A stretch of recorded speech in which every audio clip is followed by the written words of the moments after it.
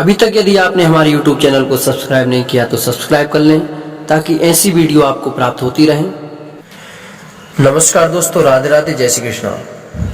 तो मित्रों, आज हम जानेंगे कि विवाह से पूर्व वर वधू की कुंडली मेलाप किस प्रकार से करें। देखिए, हमारे भारतीय संस्कृति में वैवाहिक कार्य हुए या किसी भी प्रकार के धार्मिक कार्य हुए, जब हम ज्योतिष से संबंधित ज्योतिष के कहे अनुसार कार्य करते हैं और ठीक तरह से कार्य करते हैं तो उसका अधिक महत्व होता है। उसी प्रकार से देखिए, हम विवाह में गुण तो मिलवाते हैं, पूर्ण गुण मिलते हैं, लेकिन कहीं कहीं देखने को मिलता है कि गुण भी ठीक मिले, इसके बावजूद भी संबंध ठीक तरह से नहीं निभ पा रहे हैं।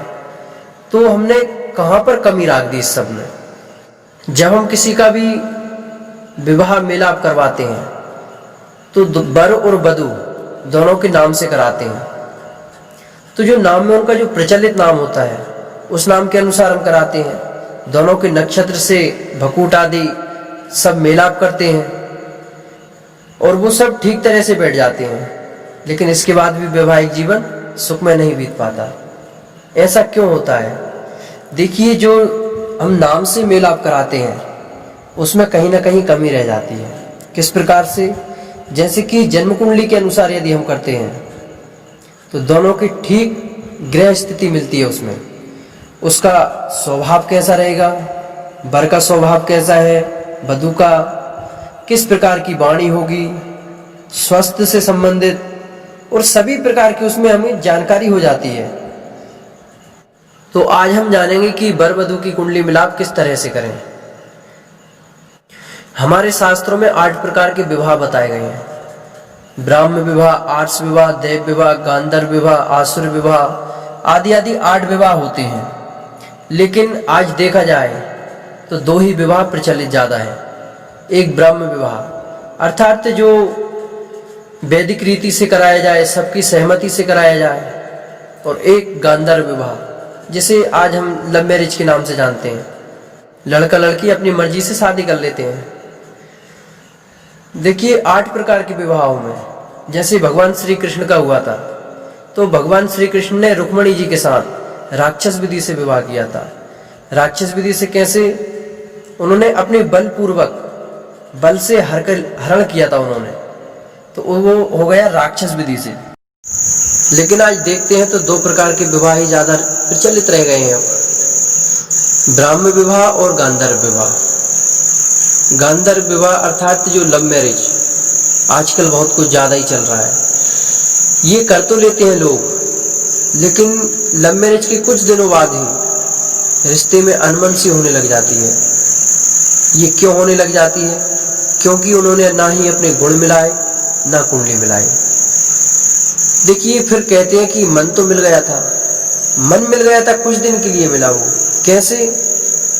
उतने समय के लिए ग्रह स्थिति अनुकूल होगी, और जैसे ही दशा और अंतरदशा इनमें परिवर्तन आया, ग्रह स्थिति परिवर्तन हुई, तो फिर विक्षेप होने लग गया। और कभी कभी तो इतना विक्षेप होता है कि डिवोर्स तक बात पहुंच जाती है। ऐसा कब होता है?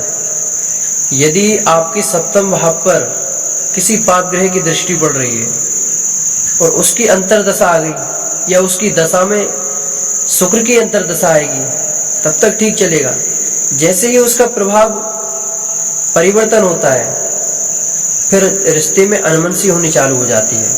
इस प्रकार से ग्रह की जो हलचल होती है, परिवर्तन होते रहते हैं, राशि परिवर्तन, अंतरदशा परिवर्तन, तो इस प्रकार से विवाह में कहीं ना कहीं रिश्ते में दरार सी आने लग जाती है।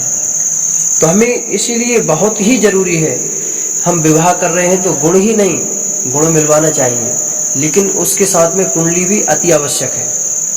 कुंडली से ये हम जान पाएंगे कि वर और वधू अपने जीवन साथी के लिए कितने उपयोगी हैं, ये एक दूसरे के लिए सहयोगी बनेंगे भी या नहीं, दोनों के बीच आपसी सामंजस्य कितना रहेगा, कैसे रहेंगे, उनका स्वास्थ्य कैसा होगा।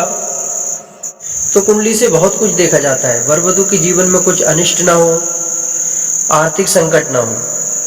तो आपके समक्ष हम 2 कुंडली प्रस्तुत कर रहे हैं, एक वर की, एक वधू की। तो दोनों में हम मिलाकर के आपको बताएंगे कि किस तरह से मिलाना चाहिए। हम कुंडली से स्वभाव को जान सकते हैं कि आपके साथ स्वभाव मैच कर भी रहा है अथवा नहीं कर रहा। वाणी को जानेंगे। देखिए, वाणी की सबसे ज़्यादा प्रधानता होती है। कहीं कर्कश वाणी वाली हो गई, या फिर आपका जीवन साथी आपको कुटुंब को साथ लेकर के नहीं चल पा रहा, तो ये सब हम कुंडली के माध्यम से जान सकते हैं। संतान का विचार भी कर सकते हैं, रोगों का विचार और भाग्य। आपके भाग्य किस प्रकार से उदित होगा अपने जीवन साथी को लेकर के, धर्म में कैसी रुचि होगी। तो लड़की की कुंडली में गुरु को हमें देखना चाहिए। सप्तम भाव को तो देखना ही चाहिए, लेकिन गुरु को जरूर देखना चाहिए कि गुरु कैसा है, कहीं नीच का तो नहीं है, या फिर नीच का भी हो रहा है तो उस पर किस ग्रह की दृष्टि पड़ रही है। यदि हमारी कुंडली में कोई भी भाव उच्च स्थान पर बैठा है, पूर्ण शुभ फलदायी हमें दिख तो रहा है, लेकिन वो कभी कभी फल नहीं दे पाता। क्यों नहीं दे पाता? क्योंकि किसी क्रूर ग्रह की दृष्टि से वो ग्रस्त हो जाता है, इसलिए वो पूर्ण फल नहीं दे पाता। तो हमें यह भी विचार करना है। लड़का की कुंडली में हमें सप्तम भाव देखना चाहिए, पंचम स्थान देखना चाहिए, द्वितीय स्थान देखना चाहिए, और सप्तम भाव से हमें यह विचार करना चाहिए शुक्र कहाँ पर विराजमान है, किस भाव में स्थित है शुक्र। शुक्र कहीं नीच का तो नहीं है, उच्च का है, तो किस ग्रह की उस पर दृष्टि पड़ रही है। षष्ठम भाव में कौन सी राशि है, राशि के स्वामी कहाँ विराजमान है। यदि षष्ठम भाव में क्रूर ग्रह है तो आपके जीवन साथी के जीवन में कुछ ना कुछ रोगों की संभावना हो सकती है। लेकिन प्रधान रूप से हमें देखना चाहिए कि शुक्र कितना बलवान है, कहीं वृद्धावस्था में तो नहीं है, कितनी डिग्री पर है। तो शुक्र पर अच्छी तरह से विचार करके ही हमें दोनों कुंडलियों पर, शुक्र और गुरु पर, तो विचार करके इसके बाद में हमें निश्चय करना चाहिए।